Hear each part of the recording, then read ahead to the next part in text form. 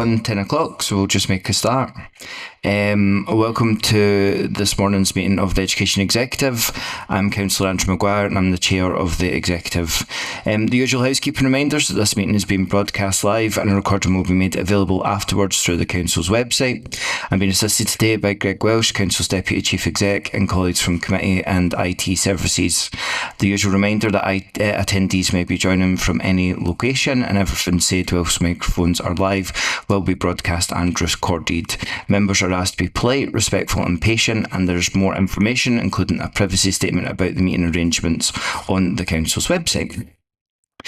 I'd also just like to put on note our sadness at the passing of John Wallace, the prominent Scottish musician who passed away at the weekend. As I understand it, he had a connection to West Lothian, so I'm sure we would all wish to pass on our condolences to his family. The agenda is as published, so first of all, do we have any apologies for absence, Val? Yes, thank you, Chair. We have a couple this morning. There are three of them from our appointed representatives, these being Kent Ballantyne, Lynn McEwen and Heather Hughes. And Chair, we have two members joining us remotely. They are Councillors Tom Conn and Moira McKee-Shemmelt. Thank you. Thank you very much, Val. Do we have any declarations of interest and any items of business? Councillor Powell? It's not a declaration of interest. And sorry, Andrew, I meant to say this to you just previously, but I think a lot of people will remember Nancy Johnson, who was formidable head teacher for many years. And she sadly passed away on Saturday night, very peacefully in her sleep. She was 94. So it was just to sort of make people aware of that. And, you know, we'll have a moment of reflection. Because if you were taught by her, you would have been terrified into good things. Thank you very much, Sally. Are there any other declarations of interest? Don't see any requests to speak. The order of business is on the published agenda. There was some information missed out of item number 7, which was just an administration error. It's about 20 pages worth of stuff, and I'm just going to ask Val to circulate it. Lisa Marie will make mention of it in the presentation that she gives, and I think it's information that we'd already received during the consultation process anyway. So if Val could just circulate that would be great. Item number 4 then is to confirm the draft minute of the meeting of the Education Executive held on Tuesday the 11th of November. Are we happy that that's an accurate record? Perfect, which takes us to item number 5, the first substantive item of business, which is the outcome of consultation on non-denominational secondary school catchments in Bathgate in the north of West Lothian. And that's Andy Cotton. Andy, good morning. Thank you, Chair. The report recommends the Education Executive approve the outcome of consultation on the non-denominational secondary school catchments at Bathgate Academy, Armadale Academy, Inverarmond Community High School, Deans Community High School, Boxburn Academy, Winchburgh Academy and Linlithgow Academy. The proposed changes to the non-denominational secondary school catchments are to ensure that catchment boundaries fit better with local community ties and ensure better alignment with community and natural geographic boundaries. The proposals cover 19 separate alterations, with 4 larger areas of change in Bathgate, which respond to community concerns over safe routes to schools and community cohesion. The Wester Inch West proposal aligns all of Wester Inch with Simpson Primary School and Bathgate Academy, which has been a long-standing community desire to include the entire Wester Inch area within those catchments. Until now, this has not been possible because of the pressure on roles at primary school level at Simpson. The proposal at Standhill Inch Cross aligns all of Standhill and Inch Cross with Bathgate Academy, and the proposal at Bathgate Town Centre and Balmuir Road creates safe walking routes and align those areas with Bathgate Academy catchment. The remaining 15 areas of change are minor alterations, with 7 with no residential property and 8 with between 1 and 10 properties. Although these changes are minor in scale, they are important in maintaining current and future community alignment with secondary school catchments. The statutory consultation ran from the 25th of August until the 10th of October, with a public meeting at Simpson Primary School on the 15th of September. 14 written responses have been received, with 11 from parents and 3 from pupil councils. No objections to the proposal were made. The report by Education Scotland agrees that the proposal has educational benefits and that the changes are supported by pupils, staff and parents. Based on these findings, it is therefore recommended that Education Executive agree to implement the proposal to alter the admission catchment arrangements. I'm happy to take any questions. Thanks very much, Andy. Are there any questions to Andy? Councillor Stafford. Thanks, Chair, and thanks, Andrew. I'm broadly supportive of this paper, and I just had a couple of quick questions, Andrew. Are we confident that Armadale Academy has the capacity to cope with any placing requests that we might get from Windy now with the new build going on in Armadale? Andy? Yeah, we're confident based on the school roll forecasts that there's sufficient capacity at Armadale Academy and Bathgate Academy to accommodate the numbers of placing requests, either with or without risk catchment review. It's possible to cope without doing risk catchment review, but equally after risk catchment review, it will be possible for either school to accommodate it, because there's a little bit of give in both. There's not a huge amount of spare capacity in either, but enough to cope with that community demand. Okay, thanks for that. And then just on page 8, some of the consultee comments and the officer's follow-up, it says that there has now been an agreement that free transportation will be made available at Armadale Academy to any children that currently attend Windy now. So I just wondered, at a maximum, how many children are we talking about there that might have a placing request and need transport? And for how many years will that agreement be in place? Andy? It's depending on the number of placing requests that are made, it's likely to be in the region of between 10 and 20 children who would be affected by that. And the commitment is for that to apply for their entire secondary school education, so for 6 years. There isn't any financial implication to this because those routes and buses are going to continue to run, because obviously Windy now catchment remains within Armadale Academy, so there'll continue to be a requirement for a transportation route from Bathgate to Armadale Academy. So making that available to these small number of children doesn't have any significant financial consequence. Okay, that's brilliant. Thank you. Any further questions? Don't see any requests to speak. Any comments? Councillor Stafford? Yeah, just to say thank you to officers for this report. It is really broadly welcome, especially in the Western Inch area, and it has been a long time coming, so thank you. Thanks, Pauline. Are there any further comments? In that case, we're happy to approve the recommendations in the paper. That's great. That takes us into item number 6, which is outcome of consultation on non-denominational primary school catchments in Bathgate in the north of West Lothian. Andrew. Thank you, Chair. The report recommends that Education Executive approve the outcome of consultation on non-denominational primary school catchments at Balbardy Primary School, Bog Hall Primary School, Simpson Primary School, Windy Now Primary School, Blackburn Primary School, Murrayfield Primary School, Seafield Primary School, Peel Primary School, Deans Primary School, Meldrum Primary School, Deckerman Infant School, Uphall Primary School, Torfickan Primary School and Linlithgow Primary School. The proposed changes to the non-denominational primary school catchments are to ensure that catchment boundaries fit better with local community ties and ensure better alignment with community and natural geographic boundaries. The proposals cover 23 separate alterations. 4 larger areas of change are as per the secondary catchment in Bathgate and respond to those community concerns over safe routes to schools and community cohesion, especially in the Wester Inch area, where it fully aligns Wester Inch with the Simpson Primary School catchment. This has been a long-standing community desire, but was not previously possible because of the strong pressure on Simpson Primary School roles. 6 out of the 7 year groups at Simpson Primary School are now below capacity, and it's expected that the school can accommodate children from extended catchment, and future year forecasts show each year group below capacity. The proposals at Standhill, Inchcross, Bathgate Town Centre and Balmere Road in Easton also better align communities. The remaining 19 areas of change are minor alterations, with 11 that have no residential property and 8 with between 1 and 10 properties. Although many of these changes are minor in scale, they're important in improving current and future community alignment with primary school catchments. The statutory consultation ran from the 25th of August until the 10th of October, with the public meeting at Simpson Primary School on the 15th of September. 14 responses were received, 11 from parents and 3 from pupil councils. No objections to proposals were made. The report by Education Scotland agrees that there are educational benefits from this proposal and that the changes were supported by pupils, staff and parents. Based on these findings, it's recommended that Education Executive agree to implement the proposal to alter the admission catchment arrangements. Again, I'm happy to take any questions. Thanks very much, Andy. Are there any questions to Andy? I don't see any requests to speak. Are there any comments?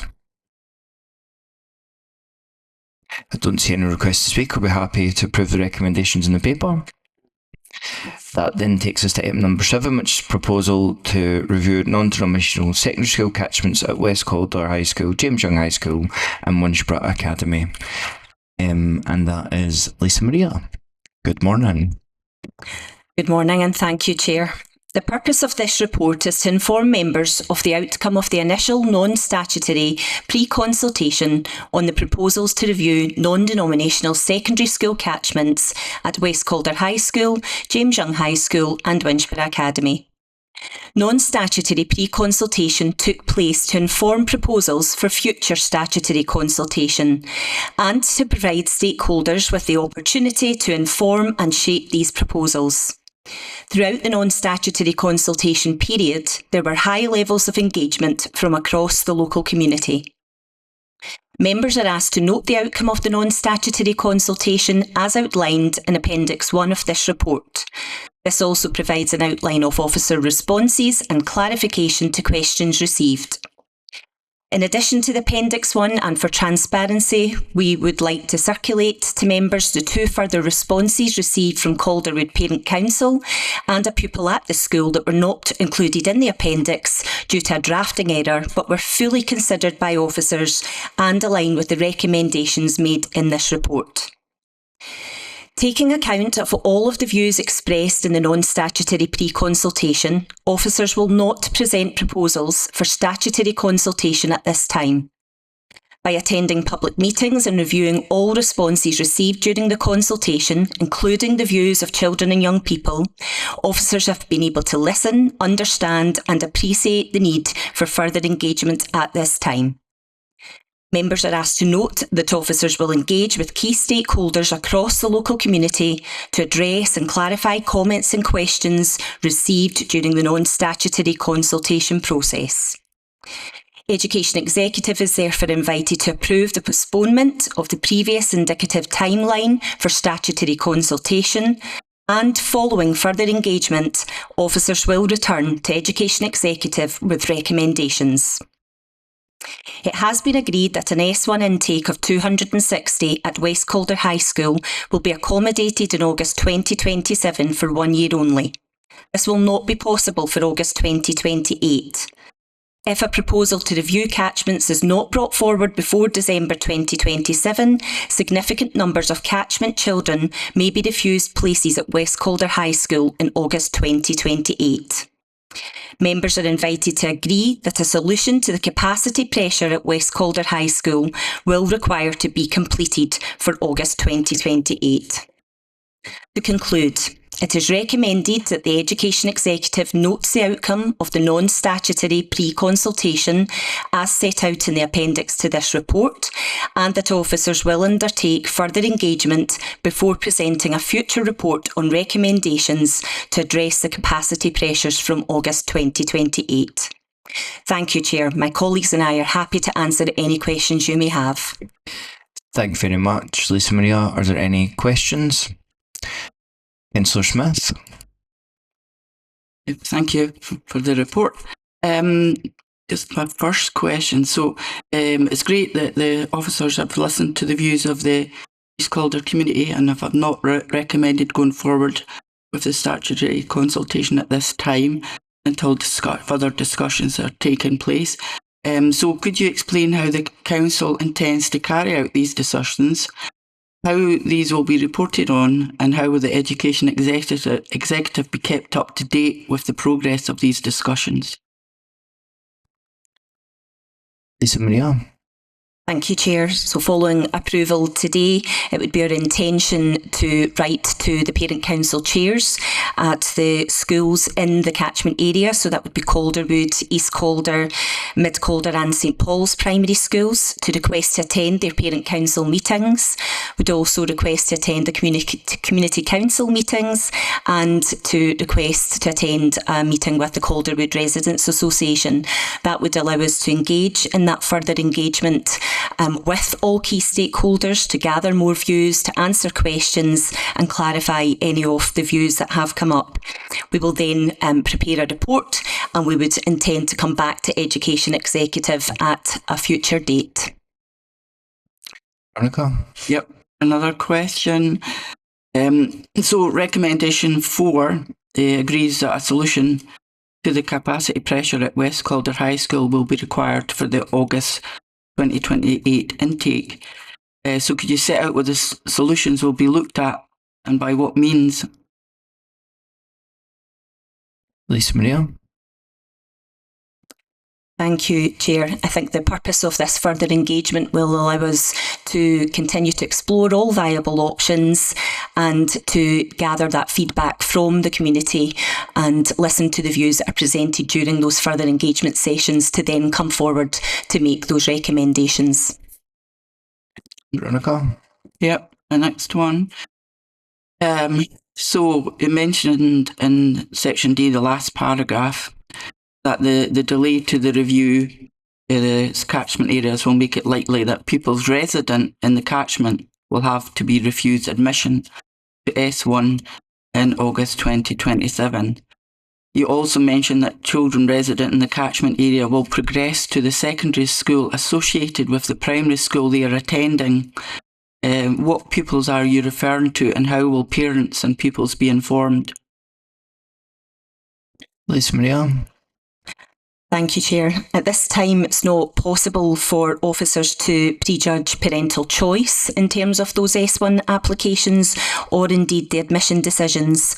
All admissions and decisions would be made in line with our policies and procedures around our secondary school admission, and catchment children would be a factor in that decision making. From there, it would be considered on a case-by-case basis. Thank you. Okay. Right, so using the current placement criteria, which communities are furthest from the West Calder High and most at risk from lack of capacity? I'm going to ask Andy Cotton to comment on that. As Lisa Maria has set out, one of the criteria is distance. There's a number of other criteria, including attendance at associated primary schools, but if you're looking purely at the distance criteria, the communities which are within the catchment for West Calder High School but are furthest in distance from West Calder High School would be the community of Wilkeston within the East Calder Primary School catchment and the community of Calderwood within the Calderwood Primary School catchment. Thanks, Andy. Veronica. Okay, so going with the current capacity figures and projections, which school is likely to have capacity for any catchment school unable to gain a place at West Calder in 27 and 28?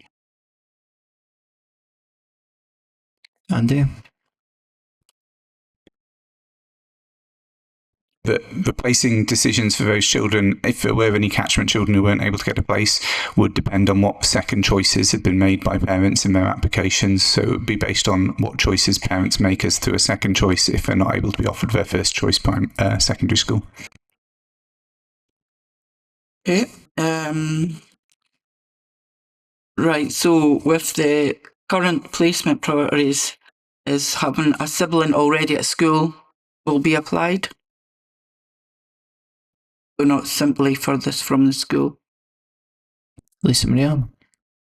Yes, within our secondary school admission policy, having a brother or sister attending the school is one of the factors that would be considered. But as I say, it would be on a case-by-case basis at that time. Thank you.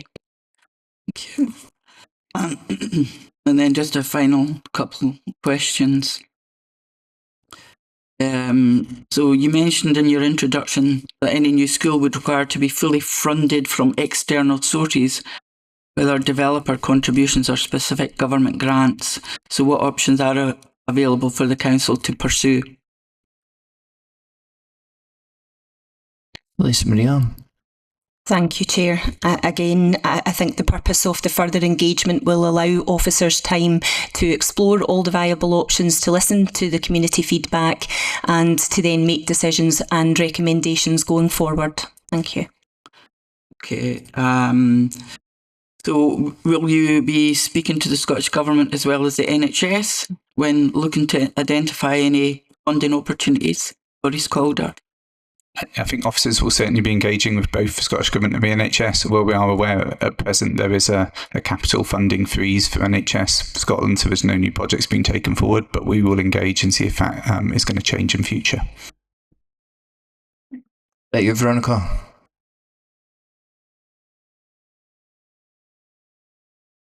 Councillor Miller. Andrew, good morning. Good morning. Firstly, thank the officers for a really huge amount of work that's been done here. I suppose I'm following on a bit from the previous questions. It's just for clarity in terms of pupil placement. I mean, we are there is various statements. In Section D of the report, at the very end, it deals with oversubscribed catchment children and highlights nearness of home as a sort of final tiebreaker. Just for clarity, I'm trying to understand, and for reference to our policies, it says in no particular order that we'll take into account siblings already in attendance at school and in attendance at an associated primary. As I say, for clarity, and with reference to the last couple of years of placing decisions, in dealing with catchment children, have we prioritised siblings and associated primary schools before applying the distance criteria? Andy? I think it's worth understanding that previously we haven't ever had to refuse catchment children a place at West Calder High School, so this would be a new situation that we're moving towards. So it's going to need to be judged on each individual criteria. So all the factors will need to be considered. But previously, this has been placing decisions made for non-catchment applications, but sibling link is one of those important decisions within that for non-catchment ones, and it would be again for catchment decisions. But it is judged on all criteria in the round, so each individual application is considered individually. But this is a new situation where previously all catchment children have been able to get in. I understand that. I mean, we do have schools where catchment division has to happen, particularly say St Margaret's happens regularly where all catchment children don't get in. So there's been decisions based on catchment over subscription. I'm just trying to get an idea, just for clarity for the parents who are looking ahead, as to whether we apply associated primary and siblings before distance in these schools where we have overcapacity of catchments. I'll maybe ask Greg to comment on that. Sure. Yeah, just to provide further clarity, the reason the policy is set out in the way it is because one characteristic can't automatically trump everything else, because it is important, as officers have outlined, that we look at each application in the round. So we take into account, for example, additional information that's provided by parents and carers. So we could have care experienced children that we need to take considerable consideration in terms of their needs and that transition arrangement. However, as the pupil placement panel within the service will look at siblings, because we understand the real priority for parents and carers for the family network to attend the same school. We will then look at any additional support needs or any other factors that are attributed to the child or young person. So it's very difficult for officers today to give that certainty for that particular year group, because a lot will happen in the next 18 months in terms of the number of children and young people that will move in and out of the catchment area. We don't have that oversight today of what all those specific circumstances for every child, young people, person or family will be as well. So I think in terms of the way the report has been presented, and the answer from officers is that we are trying to provide as much certainty as we can in the circumstances that are being presented, but there will not be a definitive answer that we are able to provide today that every child within a certain distance will definitely get into West Calder High School or not. What we are able to give an element of certainty to is that we'll be able to continue it for that one academic year, but there will be a potential challenge in every single catchment child, depending on parental choice, that we would be able to provide a place, and therefore we would have to revert to the individual application and the criteria we've set out. So it's just to be as clear with the community as we can that there is a risk associated with what's being presented by officers today as well, but we do believe that we're able to mitigate that as much as possible. Okay, thank you. Thanks, Greg. Andrew, have you got? That's fine. Perfect. Are there any further questions? I don't see any requests to speak. Are there any comments anyone would like to make? Councillor Fitzpatrick? Thanks very much, Chair. I'd just like to advise elected members and the general public and the good people at Calderwood and the other areas of catchment for James Young, etc., that Angela Constance, the local MSP, has written to the Council offering to meet to discuss funding a new West Calder High School and also a new surgery at East Calder in both cases. I have accepted that invitation on behalf of the Council and I await a date. Thank you. Thanks very much, Councillor Fitzpatrick. Councillor Battle. Yeah, thanks very much. Thank you for the report. And also, it was really just to say thanks very much for how this process was carried out, because I think it's a real testament to the fact that the council does listen. The residents presented their case very well, with great strength of feeling. They came together, they were united. Officers listened to that, they have listened to that, and they are now taking the work forward in what I think is the best possible solution here for the community and, of course, more importantly, for the children. So I just wanted to say thank you and to congratulate everybody involved, particularly the parent council, the community councils, and everybody else who had made representations to get us to the place where we are today, so that I think we can move forward to the benefit of everybody. Thanks, Sally. Councillor Smith. Yep, that's it. Yeah. So, I welcome the recommendation of the report to delay the statutory consultation. I would like to thank the officers for listening to the East Calder community. So I attended all the consultation events, and there was over 400 attending the Calderwood Primary School, and it was obvious that the residents do not wish the community of East Calder to be split apart. They want a new high school to serve their expanding community, and I don't think this is an unreasonable request.